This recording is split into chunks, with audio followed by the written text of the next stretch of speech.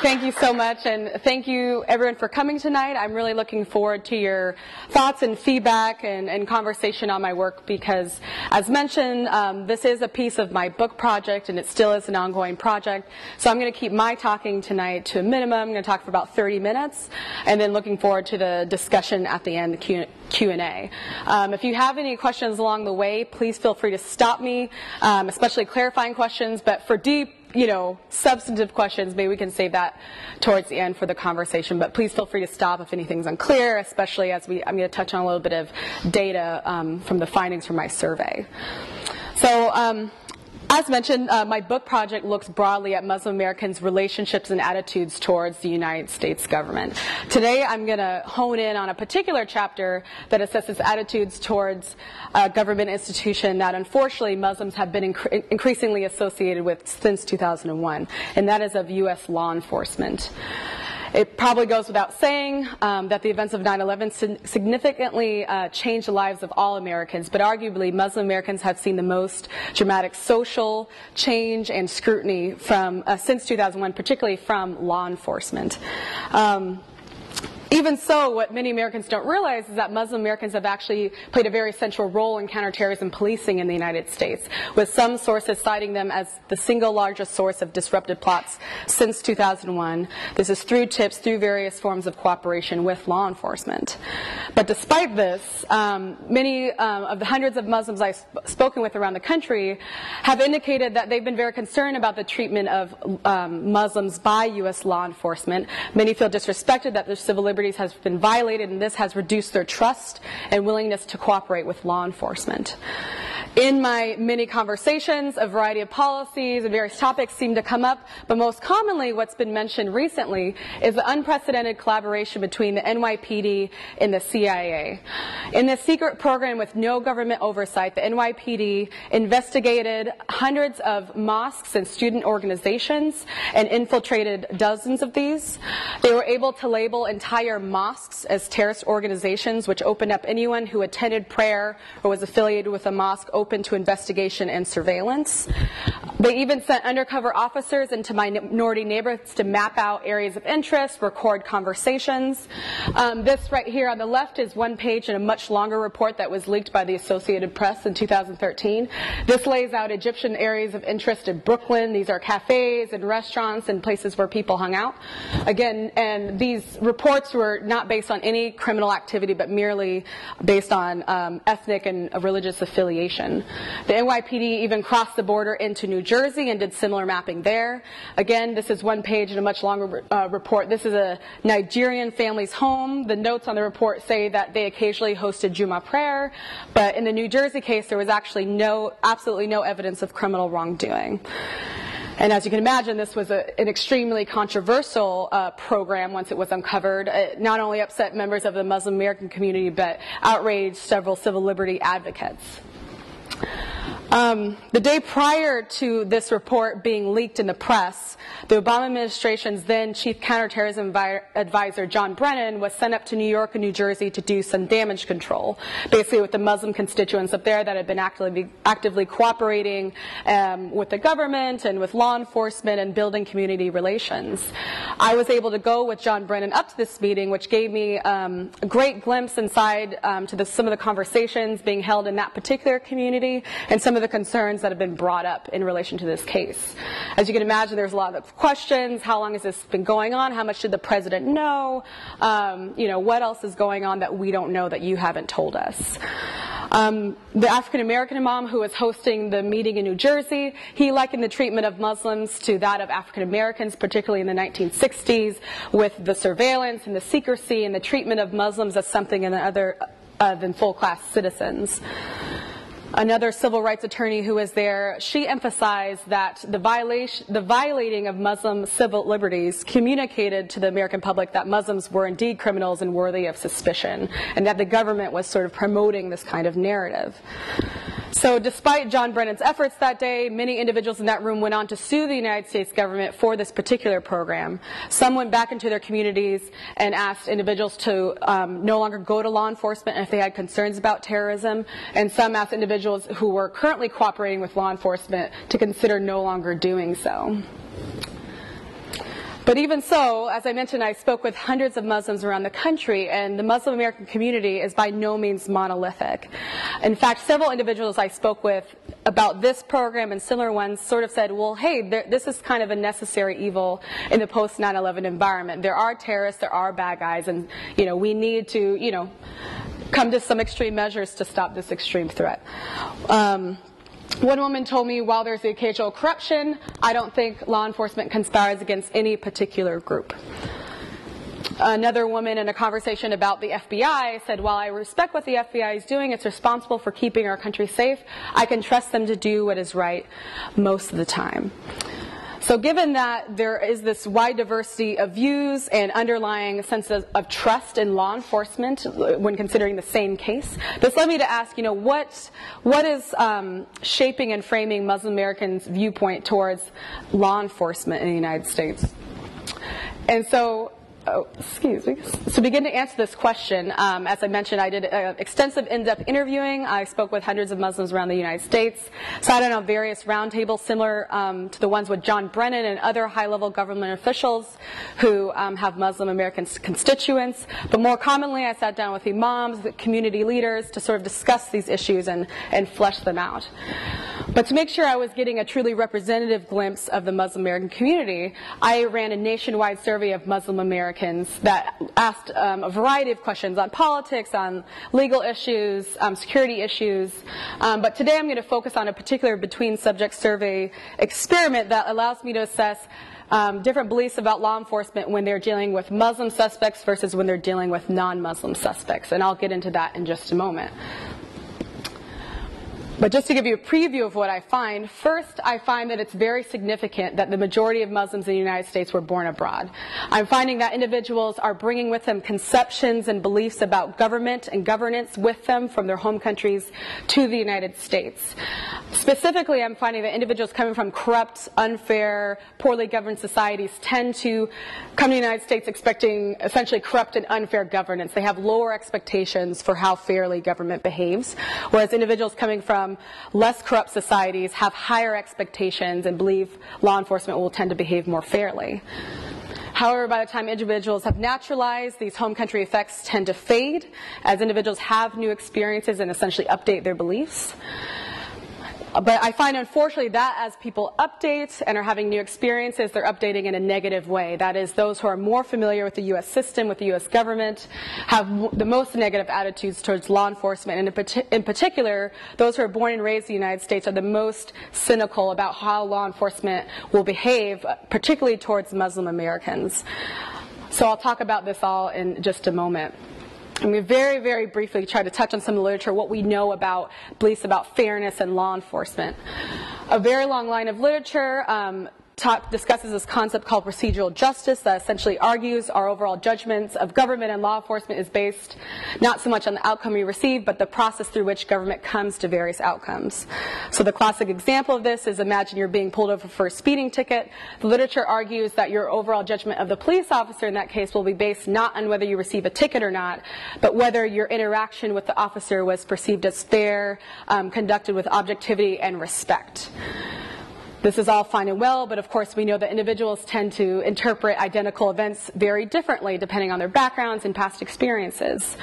In particular, studies have shown that the identity of the suspect and what individuals associate with the identity of the suspect is known to shape perceptions of police legitimacy in various circumstances. For instance, studies have looked at how black and whites respond differently to assessing a police interaction with a suspect, showing that blacks tend to be more concerned and skeptical of police interactions with black suspects than whites, because they're expecting on average that black suspects will be treated less well than white suspects, whereas white respondents expect black and whites to be treated equally fair by police. Now, these differences aren't thought to come out of nowhere, but again are thought to be based on past experiences, whether direct experiences or the experience of one's loved ones or the experiences of those with whom individuals closely identify. So in this way, I draw on some of these theories in my wider book, and I argue that to better understand Muslims' views of law enforcement and government, we need to know something about their backgrounds and the frameworks through which they're interpreting the intentions of government and law enforcement. In particular, here I'm going to talk about some observable background features that the literature tells us should matter for attitudes towards the government. In particular, we can imagine that individuals who are born and raised in the United States, come up in American schools with American friends, they're going to have different conceptions of government and American values and expectations than are individuals who are born abroad. And of course, the Muslim American community is very diverse. Individuals are thought to come from over 70 different countries. And depending on the type of country individuals came from, we should expect that their conceptions of government might be different. And then finally, the Muslim American community is the most racially diverse religious group in the United States. And we know that race has very significant implications for a variety of political and social outcomes in the United States. So I take this into account in this particular study as well. So very briefly, what does the literature say about, how immigrants develop beliefs about their new home country, especially given that they have relatively little experience with the government in these cases? Well, quite frankly, the literature doesn't say much. There's very little empirical literature on how attitudes change among immigrants when they move. What we do know about attitudes among individuals is that the institutions under one which lives are known to significantly shape attitudes towards the government. In particular, we see over and over again that the feature of institutions that strongly shape attitudes is corruption. Corrupt institutions are known to suppress feelings of trust towards the government, suppress positive attitudes towards government. What we also know is that once feelings of trust or views about government are settled, they tend to be very sticky over time, persist over time, and even across generations. So this taken together, we might expect, again, new immigrants who have relatively little experience in the United States. Depending on the type of society they came from, this may frame the way in which they're viewing government. Specifically, those coming from more corrupt societies are likely to have more negative views of law enforcement compared to those coming from free and fair societies. Less corrupt societies are likely to have more positive views. But even so, as individuals have their own experiences in the United States as they come and have direct interactions with law enforcement, they're likely to update their beliefs and expectations. In particular, individuals, when they go through the naturalization process, not only are they required to live in the United States for a number of years, know a little bit of something about American history and values, they also have to have direct interactions with various law enforcement officers and U.S. officials. So you might think that as individuals go through the naturalization process, these individuals are going to update their experiences. We should no longer see the strong effect of home country institutions in this way. But even so,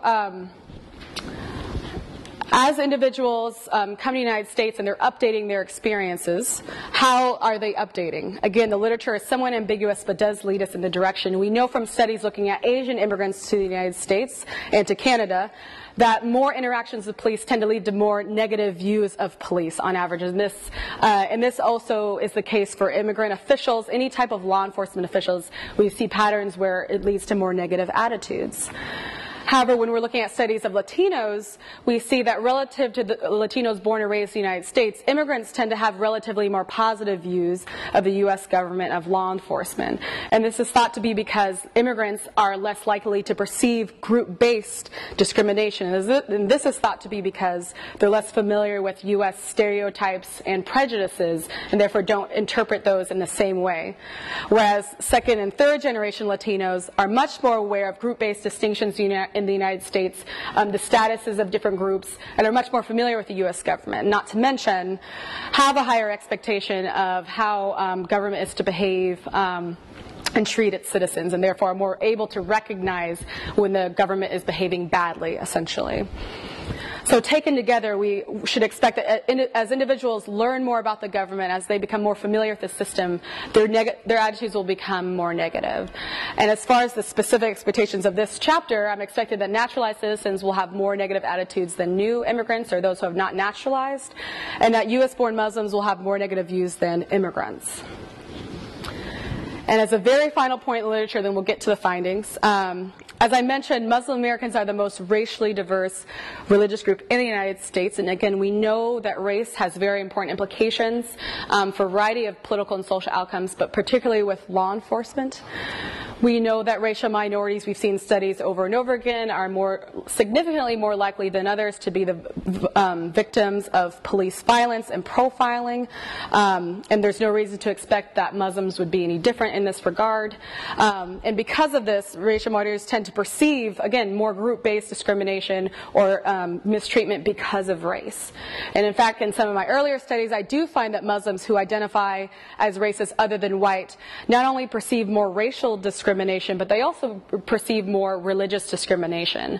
Some other scholars have suggested that individuals, again, who are not white, unable to pass, they just tend to be more sensitive and aware of group-based distinctions.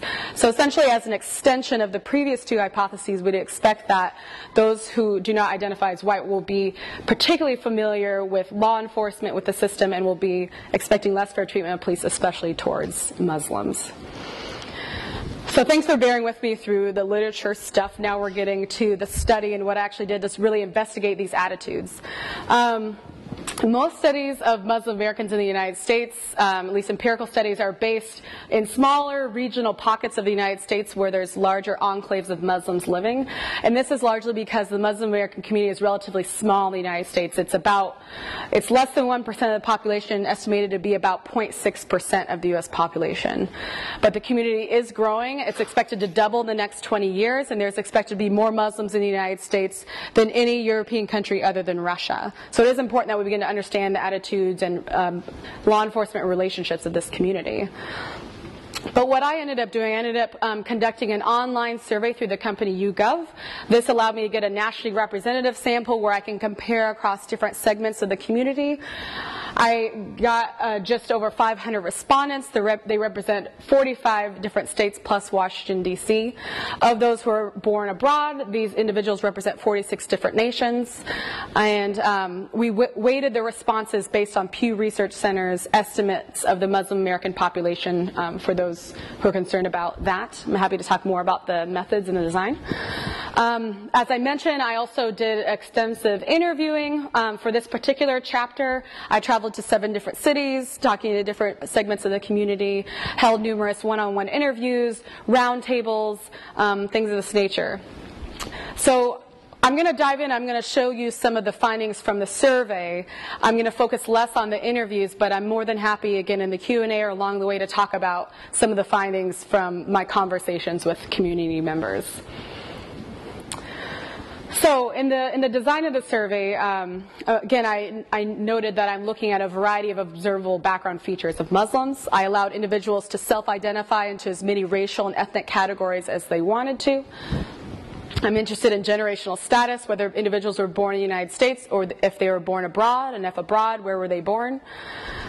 I'm interested in level of familiarity with the U.S. system. In this case, I'm looking at whether individuals have naturalized. I also run an analysis on how time in the United States affects views towards the government, so I'm happy to talk about that as well. And then, as I mentioned, I'm also interested in the quality of institutions from individuals' home country, so I look at institutional corruption and how this shapes attitudes towards the government. So very quickly, just to give you a glimpse of what my sample looks like, I've broken it down by race and generation. Most people, when they think, most Americans, I'll say, think of the Muslim American community, they tend to think of Arabs, but Arabs are, of course, by no means the majority of the Muslim American population, but they are thought to be some of the best integrated segments of the community. Arab Muslims make up about a third or so of the total Arab American population, and Arab Muslims benefited from their Christian predecessors who, on average, immigrated to the United States before them and were welcomed by institutions that shared their language and things like this. As you'll notice, there's actually a sizable portion of the community that identifies as white. This is not entirely explanatory on its surface. In the U.S.-born bin of whites, about half of those individuals indicate that they are third generation or more American and that they are converts to Islam. The other half, even though they identify as white only, indicate that their parents are from Arab countries, Eastern Europe, Turkey. And similarly, in the foreign-born category, again, even though these individuals are identifying as white only, they indicate that they are born in Arab countries, Eastern Europe, or Turkey.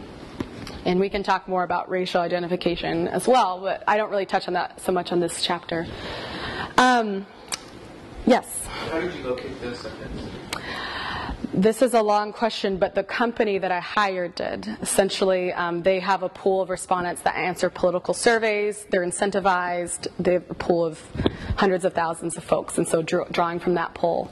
And so individuals who are in the pool have already self-identified as Muslim and a variety of other, political indicators, socioeconomic. So the nice thing about that design is that individuals didn't know they were being surveyed because they're Muslim. Basically, it just was set up like a normal political survey with no indication of why they were asked to take it.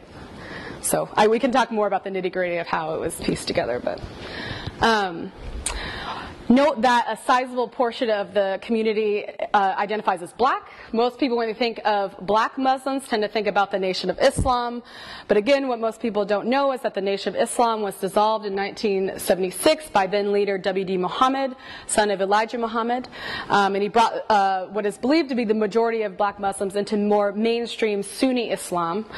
But of course, Louis Farrakhan resurrected the organization. It still exists today, although it's much smaller than it once was. About a third of the U.S.-born black Muslims in my sample indicate that they identify with the Nation of Islam. And then among foreign-born black Muslims, these are individuals largely from Africa and the Caribbean. Asian category, these are individuals from Pakistan, India, and Bangladesh. And others is a variety of folks. Some are Persians and individuals of mixed race. Persians, however, also fall into the Asian category and white as well. So, as I mentioned, we're also interested in country institutional corruption. Here I'm using the World Bank's Controlled Corruption Indicator. I use averages across 4 years for more reliable estimates, although these numbers don't tend to change very much from year to year. And for the comparativists in the room, I also rerun everything with Transparency International's measures, and the findings are identical, which is great. On the y-axis here, sorry, the text is really small, but these are the list of countries where all my respondents are coming from. On the x-axis, this is the Control of Corruption Indicator, ranging from -2 to +2. +2 meaning very high control of corruption. At the top there is the Netherlands, Australia, Canada, United Kingdom. And all the way to the bottom, we have countries like that have no control of corruption: Sierra Leone, Nigeria, Bangladesh, Iraq, Somalia. Just to give you an idea where folks are coming from, this is just a density plot. This is telling us that the majority of my respondents are coming from more corrupt countries on average versus coming from Western Europe and countries like that, just to get a glimpse. So now jumping to the main experiment of interest. Basically, again, I wanted to get underlying sense of how fairly individuals believe police treat citizens. And in this case, I want to sort of limit what individuals are considering, and I want to manipulate the identity of the suspect. So here, again, in this series of political questions, individuals run into this question.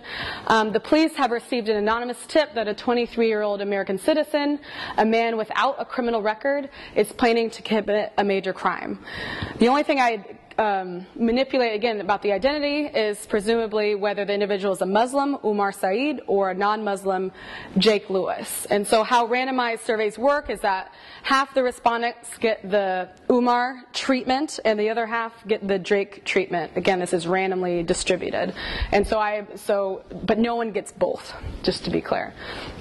After they read this, then they answer the question, generally speaking, do you think U.S. law enforcement will treat a person like this fairly? And individuals answer on a 7-point scale from completely agree to completely disagree. So this question about fairness here is going to be the main variable of interest that I'm going to be looking how individuals respond to this differently. And so very quickly, I'm going to show you 2 sets of analyses, so please bear with me. And again, please feel free to ask questions if anything's unclear. Again, the outcome variable of interest is feelings of police fairness. First, we're going to look at foreign-born only, so we can see how corruption, institutional corruption in the home country affects feelings of fairness, naturalization, and then whether the effects of corruption depend on whether individuals have naturalized or not. The second set of analyses will look at the combined sample, foreign-born and U.S.-born together, and we can look across generational and racial differences here. And all these analyses are results from OLS regressions with standard controls, age, income, education, and gender, with robust standard errors. So very quickly, again, we're looking at the foreign-born sample only. Recall that we expect that corruption will suppress positive feelings towards government, so we're expecting essentially a negative coefficient, meaning, again, the effect of corruption is negative on feelings of fairness. Similarly, we expect that naturalization will suppress feelings of fairness, so again, we expect a negative coefficient there. The literature was somewhat ambiguous, again, about how immigrants will respond to the treatment, as I'm calling it, when they receive the Muslim respondent, or excuse me, the Muslim suspect. We don't know if they'll respond and recognize that. So this is a coefficient plot, and so just for visualization's sake, we do see that corruption and naturalization, these coefficients are indeed negative, but they are not statistically significant. They aren't statistically distinguishable from zero. And neither is the treatment here. You see that it sort of crosses over my red line here. But recall that we expected, again, corruption to have a different effect on individuals, whether they were new immigrants, whether they have not naturalized, and whether they've gone through the naturalization process. So I include an interaction term here that is indeed significant. And to help with the interpretation of this finding, I've created this little chart here.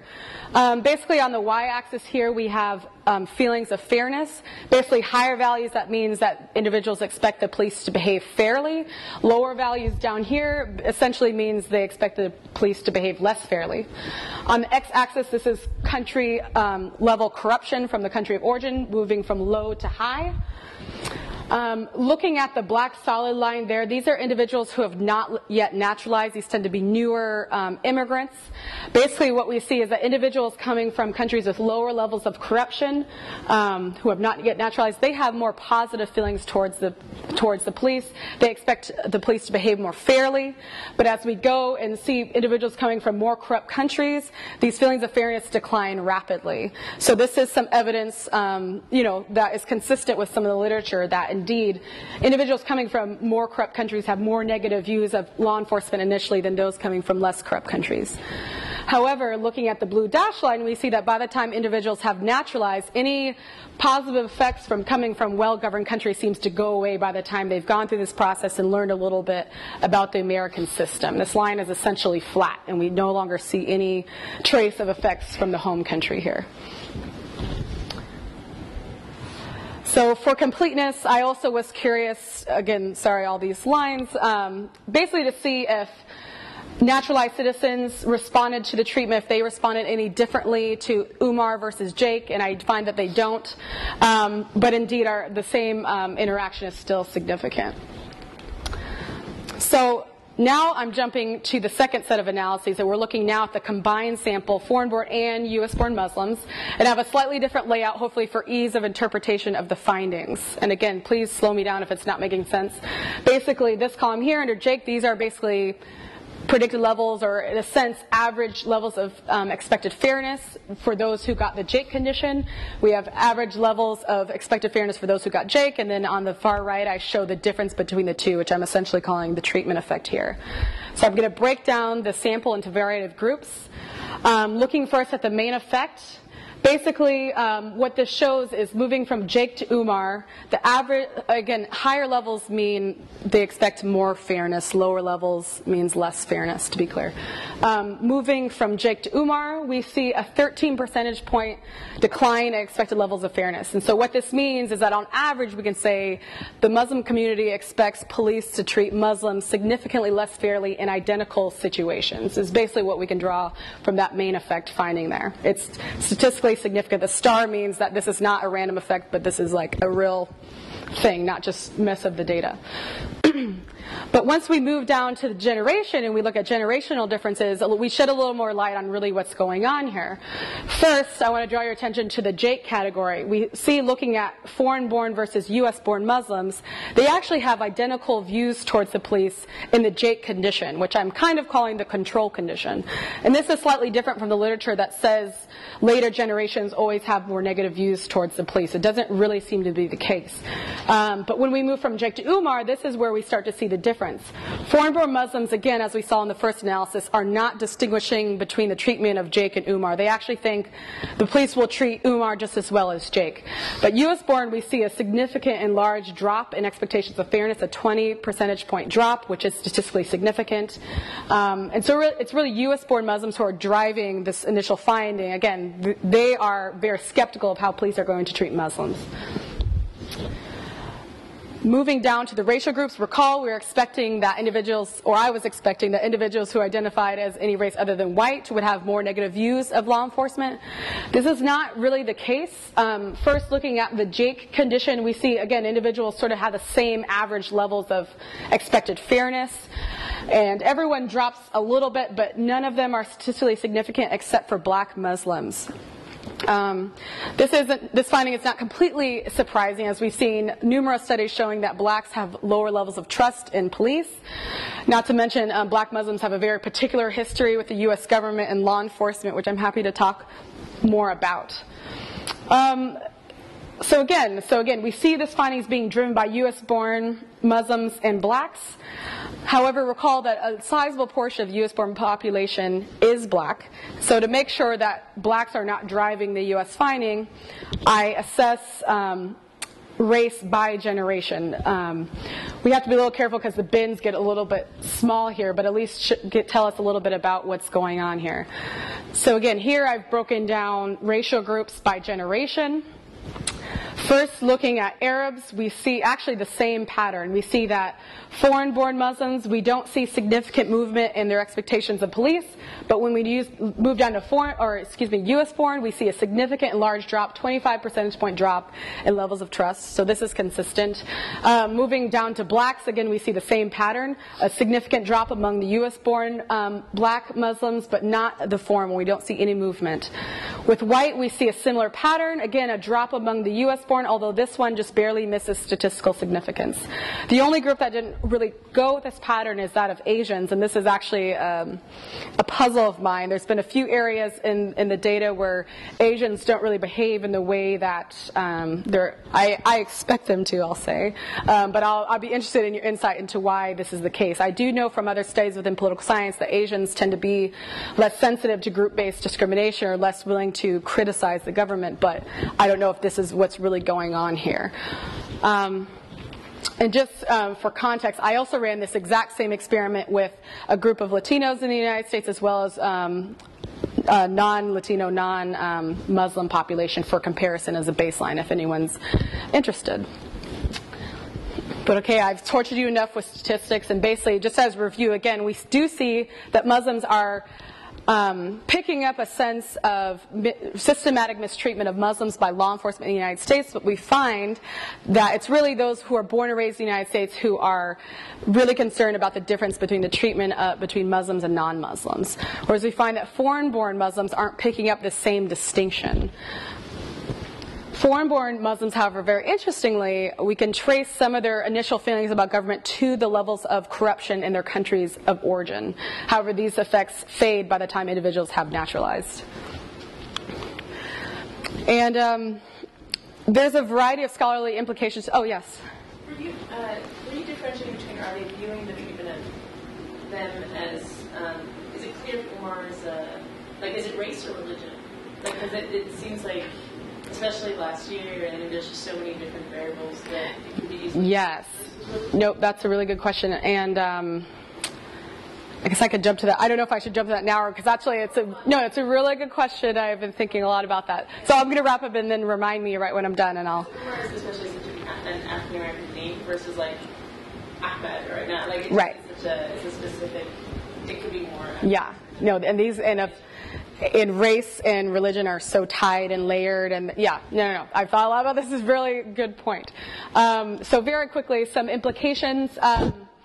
Again, I find it really interesting that experiences in one's home country do carry over to the United States. I find in other areas of my book that this applies to more areas than just views towards law enforcement. It applies to different types of political behavior and political engagement, whether people are willing to vote or whether they engage through joining groups and things like this.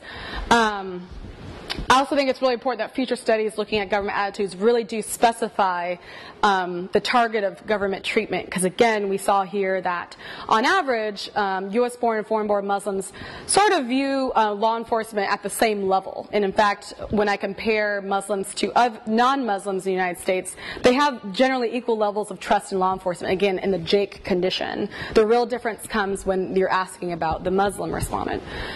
And I won't get into this now, but essentially what I'm arguing in my book is that this is some evidence that there's a formation of a salient Muslim American basic group consciousness or identity, especially among those born in the United States. And this particular issue of law enforcement has been motivation for a lot of political mobilization and organizing and collaboration across, ethnic and social lines.